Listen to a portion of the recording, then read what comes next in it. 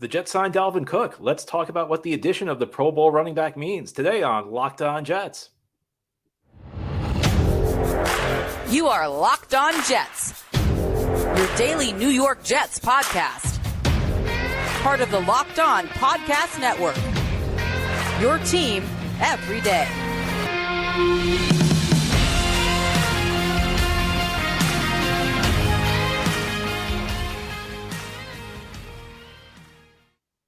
Welcome. This is the Locked On Jets podcast, part of the Locked On Podcast Network, your team every day. It's Tuesday, August 15th, 2023, and I'm your host, John B. from GanggreenNation.com. Thanking you so much for making the show your first listen or first watch every day. Subscribe to the show for free on YouTube or wherever you get your podcasts so that you get new episodes as soon as they're posted. If you're listening on a podcast source and enjoy the show, give it a 5-star review. And if you're watching on YouTube and enjoy the show, give this episode a big thumbs up. It helps us out and helps other Jets fans find the show.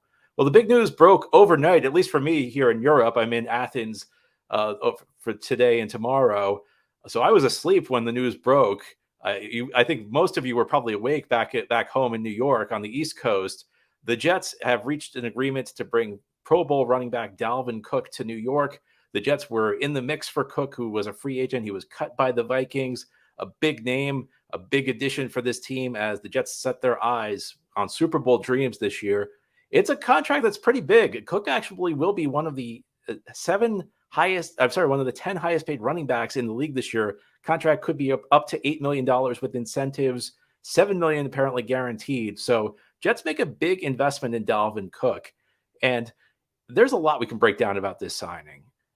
I had a theory that the Jets might be interested in Cook as somebody who could kind of get them through the early part of the season if Breece Hall wasn't quite ready to go. And I have to say, I think that opinion has changed after this signing for a couple of reasons.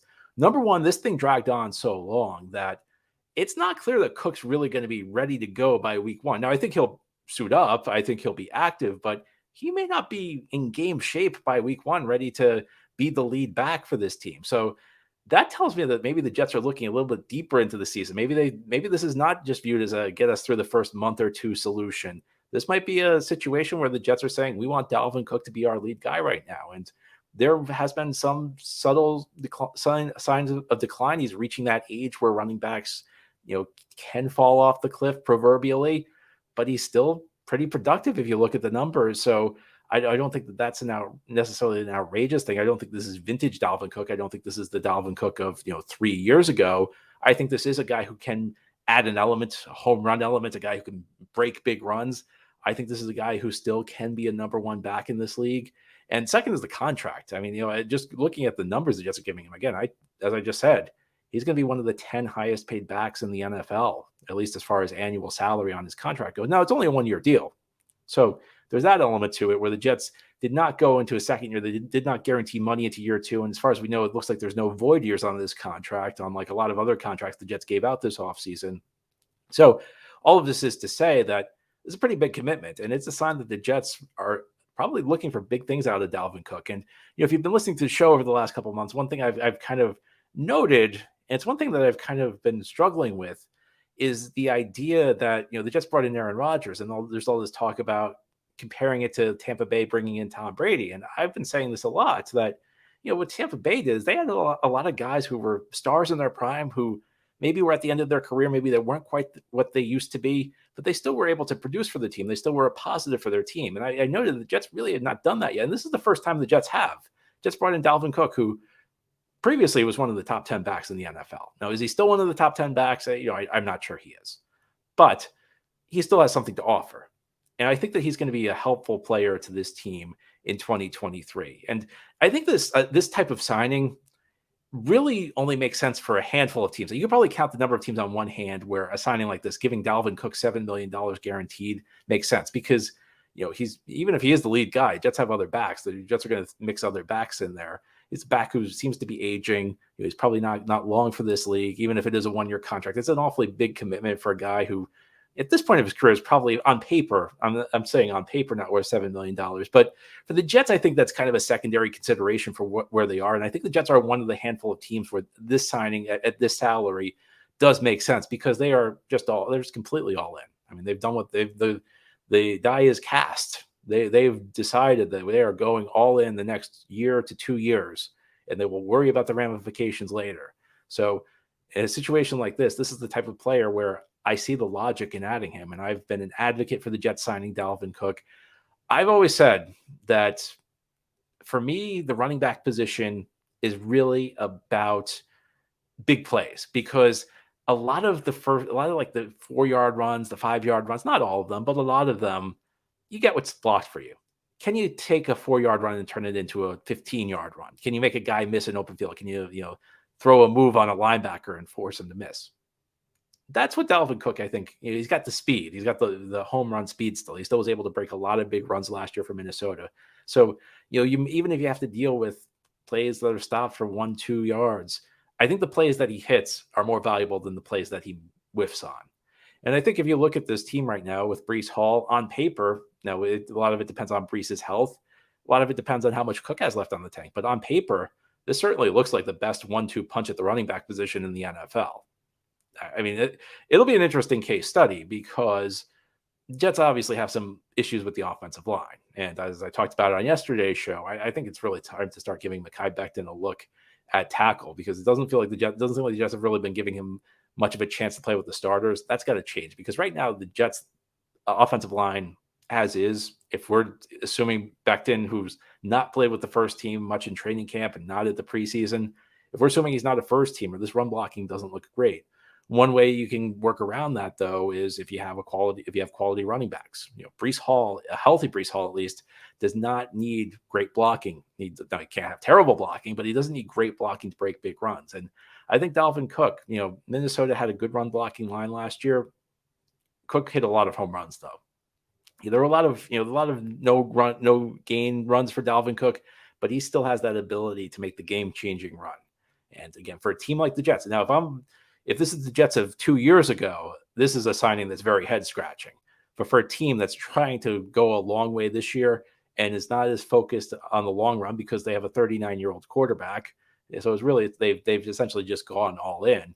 This is a signing where you can really see the logic. And I'll be honest with you, I was a little surprised. I wasn't quite sure the Jets were all in on Dalvin Cook. Part of me wondered whether they were just kind of trying to drive the price up on Miami because the Dolphins were another rumored suitor for him. So, if you see your division rival might be interested in the player, you fake interest to try and, maybe let the player drive the price up.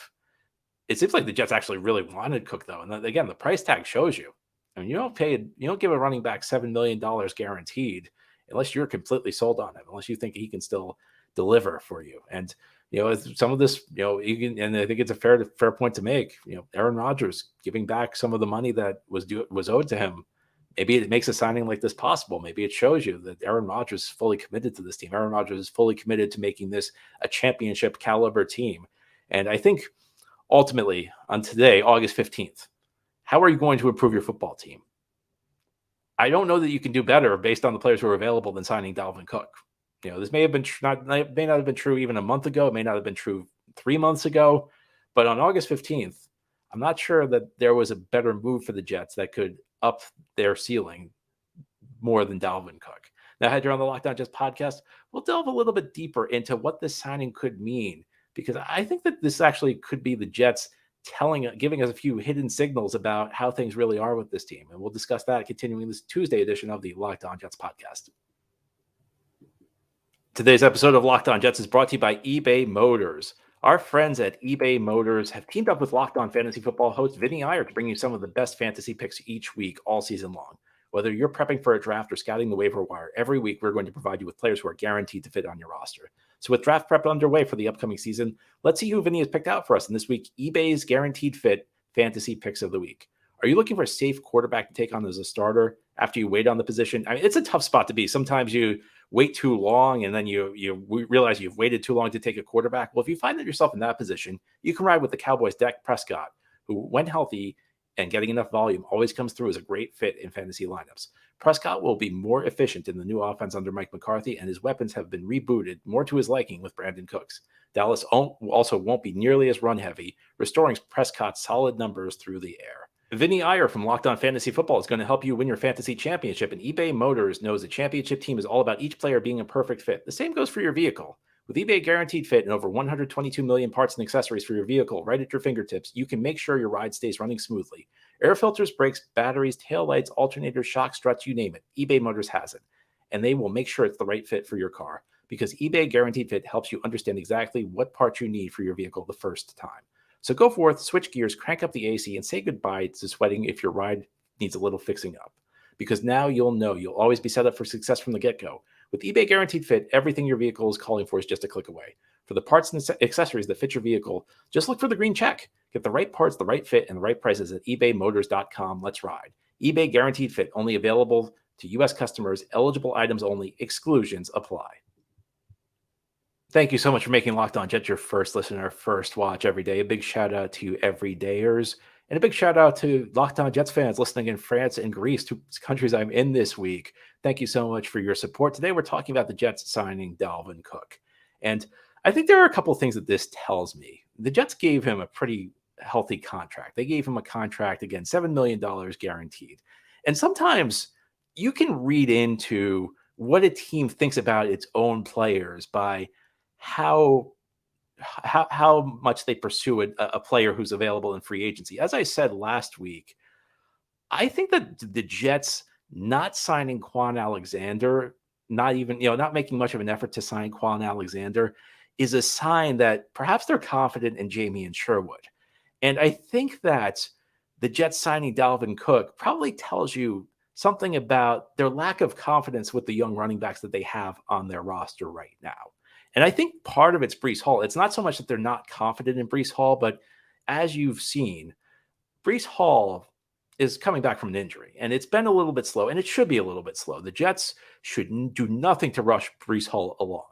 And I think that one of the reasons I've been for this signing for weeks, is there's always going to be that temptation when you're a coach. When you hit a rough patch, when you hit a little bit of a losing streak, it may cause you a little, there's always a temptation. You say, maybe we should get Breece back in there. I'm not saying it's anything nefarious. I'm not saying anybody's acting in bad faith. It's just natural. You get a little impatient.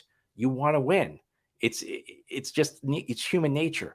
And I think having Dalvin Cook on your team takes that temptation off the table. I think it's a good thing. I think that's one of the biggest things one of the biggest reasons I was for this is that I think it's far less likely now the Jets are going to do something where they're going to put Breece Hall in a position where he's not quite ready to be back.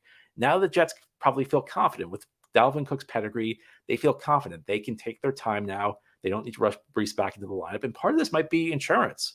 Part of it might be that, they're not sure what Breece is going to be able to do this year. That injury, I think Breece is going to be Breece again at some point. I think he's going to be the dominant back again at some point. But the question is, when will that be? He could be cleared for contact. He could be healthy enough to play. But we've seen this. Saquon Barkley in New York, the same city. It took him a while to become Saquon Barkley again. And Dalvin Cook, I think, it's a $7 million insurance policy, essentially. Now, if Breece comes back and is Breece, then suddenly, again, you've got the best 1-2 punch in the backfield on paper in the entire NFL.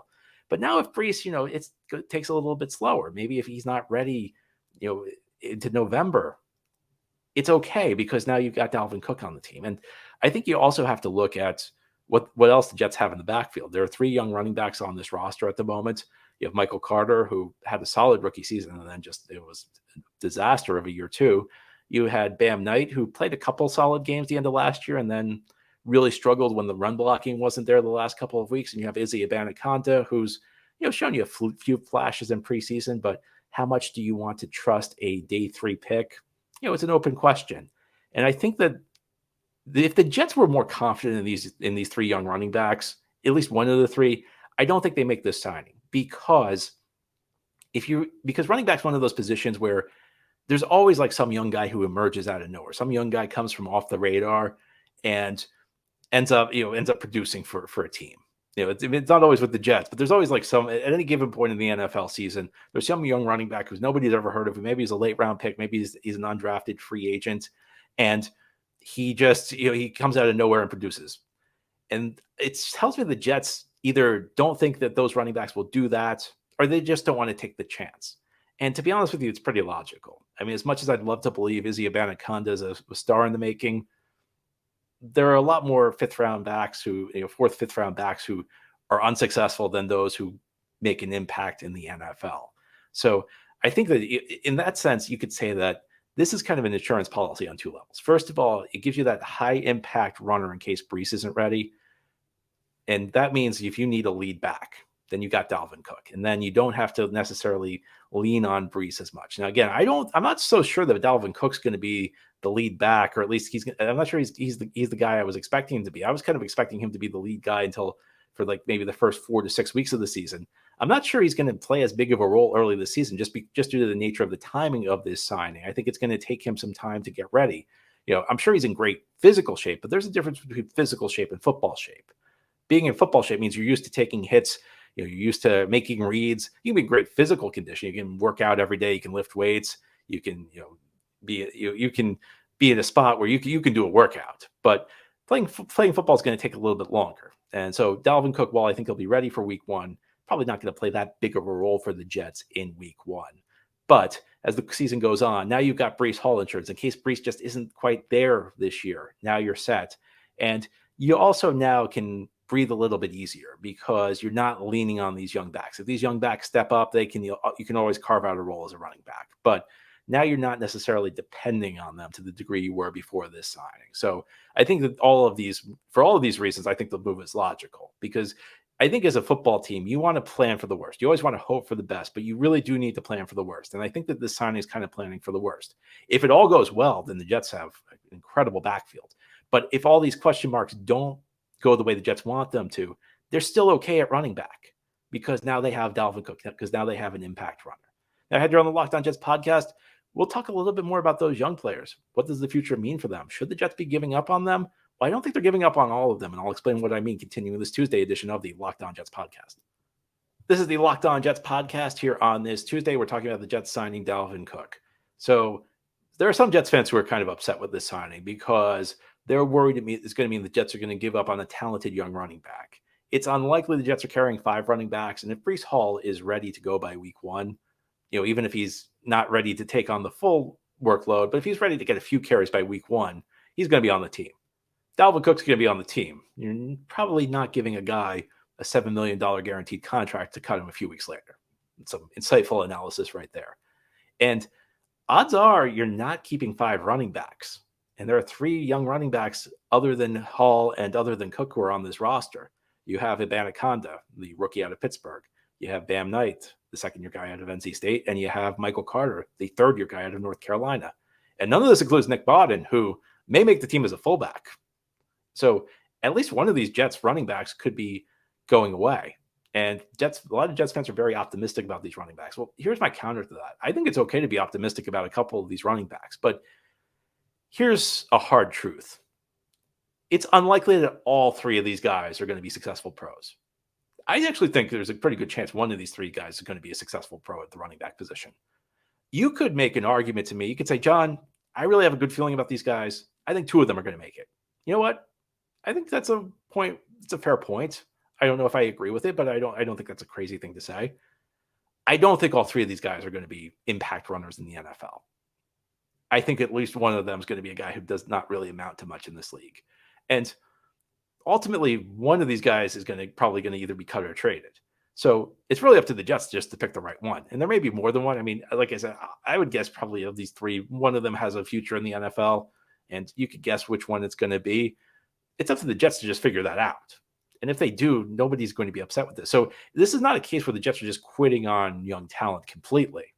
This is a case where the Jets are pretty much getting rid of, making this move to, first of all, give themselves some insurance on a couple levels, but also they're making this move and they're going to get rid of the running back that they deem the least likely to succeed in the NFL. And frankly, if the Jets viewed all 3 of these guys as can't miss prospects, if the Jets viewed all 3 of these guys as players who had a great future in the NFL, they would not be making this signing. And I see this happen a lot where, it's very easy to get attached to all the young players on your roster. I get attached to a lot of young players on the Jets roster, but you have to acknowledge they don't all work out. And, if the Jets really had this star-studded of a backfield, Dalvin Cook would not be here. I don't think the Jets would be going out giving Dalvin Cook $7 million guaranteed. So it's not the end of the career for any one of these guys necessarily. all three of these guys, they'll have a chance to state their case. There's still 2 preseason games left. They'll show that they can be useful to this roster. And by the way, of these 3 backs, one of them, the Jets actually did sneak onto the practice squad last year in Bam Knight. Now, I know he had a couple solid games in November last year, late season, but I don't think it's out of the realm of possibility that even if you're really that attached to these guys, even if you do think these are 3 stars in the making, I don't think it's that far removed from reality to think that the Jets might be able to get one of these guys onto the practice squad, because they did it with one of them last year. So why would they not be able to again? Of course, there's always the possibility some team puts a claim in on him, but you really have to be able to self-scout. And what the Jets have self-scouted and determined is they needed Dalvin Cook, and that these young running backs just weren't enough. And we'll find out whether they're right. But ultimately, there are some nuances to this contract. There are some things you have to look into. There's some things that are conditions that are specific to the Jets that make this make sense more for the Jets than it would be for another team. But ultimately, I think that this is a move that is sound for the Jets. We'll see how it works out. But I think this is kind of like one of those rolls of the dice you have to take if you're in the Jets situation. Cook takes the Jets to potentially another level. And again, he gives you that Breece Hall insurance that I don't think any of the other unproven backs could give you. Anyway, that's all for today's episode. This has been the Locked On Jets podcast, part of the Locked On Podcast Network. Your team every day is our motto. As always, if you enjoy the show, hit the subscribe button where you're watching or listening so that you'll never miss an episode. If you're listening on a podcast source and enjoy the show, give it a 5-star review. It helps us out tremendously. It helps other Jets fans find the show. So does giving this episode a big thumbs up if you're watching on YouTube. Have a great Tuesday, everybody. We'll be back tomorrow to talk more Jets.